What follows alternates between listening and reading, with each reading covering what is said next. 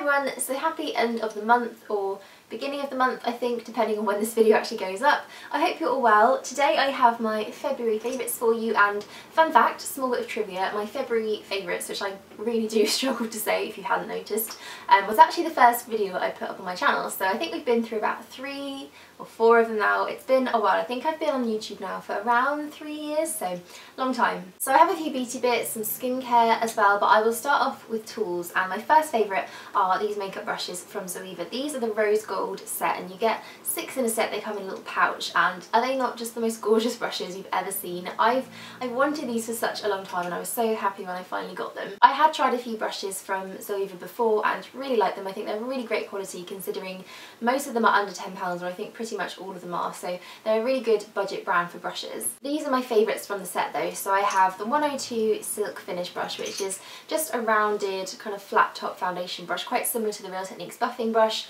and I really like this. It does apply foundation really nicely. It gets a nice even layer, and it's quite a thin application too, which I prefer because I like to kind of build up thinner layers instead of going on with loads of foundation all at once. And then I have the 127 Luxe Sheer Cheek Brush, and I already have this one and I've talked about it quite a bit. You've probably seen it in a lot of tutorials, and it's just such a lovely soft blusher brush, and I do prefer a slightly more natural bristle when it comes to applying blush, just because I find you get more product and you don't have to spend ages building it up. And I'm definitely a blush girl at heart. I love a nice bold bit of blush, so that's a really brilliant one, and I love that it's angled as well because you get a really nice shape across the cheek. The eye brushes are really brilliant quality as well. They really compare to the likes of MAC and Sigma and the higher end brush brands. So I have the 227 here, which is basically a dupe for the MAC 266, a really nice fluffy blending brush. And then this one has actually turned out to be one of my absolute favourites. It's the 231 Luxe Petite Crease Brush, and just as the name suggests, it is a really brilliant one for putting in colour in the crease and just defining the arch a little bit. So I've really been enjoying this. I like to put a kind of more matte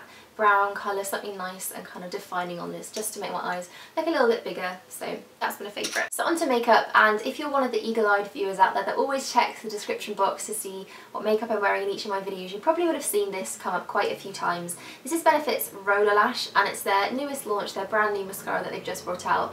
And a mascara launch from Benefit is quite a rare thing. I think they only have 2 so far. They have Bad Girl, which was their one signature mascara for years and years, and then they brought out their Real, and then this is the 3rd one, and I have to say I really like it. It's got quite a short, spiky, plasticky bristle wand, but it's also curved, so it really fits the shape of the eye perfectly. You can just sort of hold it up and it sits there really nicely, so it coats every single little lash you have on your eye. The formula is really impressive too. It's very thickening and volumizing, and I tend to find with volumizing mascaras they most of the time just clump my lashes up, but this one really separates them too, so you can see every little individual lash, but it's also really thickened and just a lot fuller looking. So this is the only mascara I've really been wearing all month, or you know, halfway through January as well. I've just been really enjoying it, so definite thumbs up for Benefit Roller Lash. And then another product that I think has just been recently launched for spring are these new colours of the Barry M Jelly High Shine Lips, and both of these shades I really love. This one in particular, which is called... Okay, it looks like the names aren't actually on here. I think Barry M put them on the labels, so then when you peel the plastic off they just disappear, which isn't particularly helpful, but I will write them down below or over here somewhere. But this peachy pink shade has just been an absolute lipstick staple for me. This is the only thing I've really been wearing on a daily basis, and I'm just throwing it in my handbag just to have with me and put on really quickly throughout the day. And it's such a nice colour. It's a really kind of bright spring peachy pink, but the formula makes it quite sheer and quite pretty, so it's almost like a glossy stain lipstick. The texture of these too I love. They're so creamy and balmy. They're not, you know, drying at all. They don't feel like a really sticky gloss, but they just hydrate your lips so nicely, and they really do last. And they also have a bit of a stain to them too, so the colour is really long lasting as well. The second one is a slightly more nudie, kind of Kylie Jenner, although I hate to say that, esque type lipstick. So it gives you that nice kind of 90s pout, which I've kind of been trying out a little bit recently. I'm not sure if it really suits me, but I do like the way it looks. So these two have been favourites for me at the moment. And then I also have another 2 products from Barry M. These are their new Quick Dry Speedy nail paints, and these are a new line of nail varnishes they've brought out recently, and they're supposed to be ultra quick drying. You know, you can paint your nails and then just go, and they all have kind of very comical racing kind of car-esque names. So this one is Eat My Dust, which is a blue colour, which I'm actually wearing today, and then Pit Stops. They're all a little bit like that. The colours they've brought out so far are all quite pastel-y shades, and I do love a good pastel, so these two I've really just been wearing non-stop on my nails recently. This one in particular, Pit Stop, which is kind of like a taupey greyish purpley lavender colour, is really lovely. I've actually done repeat manicures with this, so I put it on, taken it off once it's chipped, and then put it on again because I just love it so much. The one thing about these is they do chip quite badly. Because they are so quick drying, I find the more quick drying something claims to be, the easier it tends to chip because it's quite a brittle kind of formula. It doesn't really bother me too much though, because I am the sort of person that gets bored after a couple of days of the same colour, so I like to change my nail varnish quite often. So these two I really like. So last makeup favourite is one that I've probably featured in quite a few favourites videos in the past. So I kind of go through phases of using it, and then I try something else, and then I go back to it.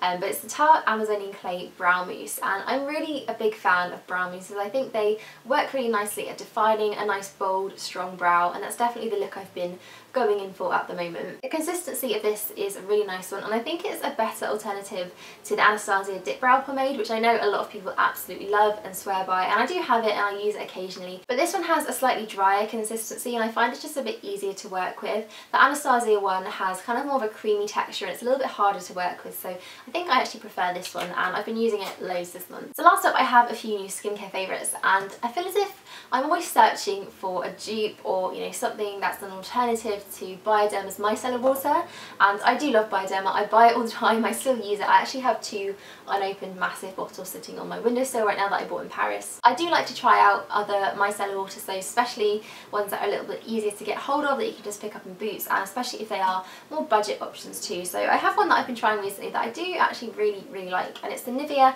Sensitive 3-in-1 Micellar Cleansing Water. I think when it comes to micellar waters, they all tend to be quite similar. There aren't really any that have completely let me down, apart from maybe the L'Oreal one that really stung my eyes for some reason, but I like quite a few of them. I like the Garnier one, Boots have a good one, and then also the Nivea one, but I found this one just takes my eye makeup slightly better, and I'm not sure if it's maybe I'm wearing a different mascara, a different eyeliner, but it really takes everything off really quickly and really gently as well, which I love. I just use this in the same way I use any other micellar water. I just put it on 2 cotton wool pads, hold them over my eyes for about 10 seconds, wipe that off, and then take the rest over my face to get rid of the bulk of my foundation. And this just is really quick and simple and easy at taking makeup off, so I really like it. I think it's a really good budget alternative if you can't get hold of Bioderma. I don't have particularly sensitive skin, so I'm not sure how well it lives up to the claim of being good for those that do have it, but I've really been enjoying using it. It's the only makeup remover that I've been reaching for this month. So the last favourite is a new moisturiser that I've really been into recently. Surprise, surprise, it's from Kiehls. I just love their skincare products. I think they're amazing. This is the Skin Rescuer Stress Minimising Daily Hydrator, and I bought it specifically to use in the mornings before I put my makeup on. I had been using the Kiehls Ultra Facial Cream before this in the mornings, but I just wanted something a bit lighter and that was going to let my skin breathe, and I actually had a sample of this quite a while back when I bought a few other bits from Kiehls, and I remember really liking it. Now, I don't often suffer from a lot of breakouts. Usually if I do, it's related to chocolate and cheese consumption, but sometimes when I get overly stressed or, you know, a bit panicky, my skin does feel a little bit dehydrated, and it just kind of shows. It looks a bit tired and fatigued and not so brilliant. So I've been using this a lot because my skin has been a little bit on the stressed looking side, and I found it really has helped. It's supposed to be quite brightening and to help get rid of redness and, you know, the fine lines, anything that makes your skin look a little bit down in the dumps. I really love that it has a pump. I think all skincare products should have to come with pumps because it's just so much more hygienic, and you can really get out just the amount that you want instead of scooping the fingers into a pot. So I've been using this one pretty much every single day since I got it for my daily moisturiser, and I think it just works really well for that. So that is it for my February monthly favourites. I actually managed to say it properly that time.